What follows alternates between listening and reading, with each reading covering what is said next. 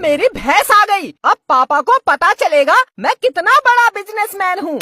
इसका दूध निकालकर बिजनेस शुरू करता हूँ। मेरी प्यारी भैंस, मुझे अभी 500 किलो दूध दे। दे दे दे दे दे, चल दे, अरे दे, अरे दे दे दे दे दे। आ आ आ समझ गया।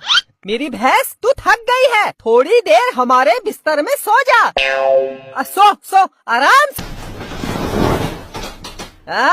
सो गई सो गई। बिट्टू, ये भैंस को बिस्तर में क्यों सुलाया है? किसकी भैंस है ये? हाँ? ये मेरी भैंस है, मैं खरीद कर लाया हूँ। मैं इसका दूध बेचकर बिजनेस करूँगा। बिजनेस बिजनेस करेगा बिजनेस। ऐसे कोई भैंस को बिस्तर में सुलाता है?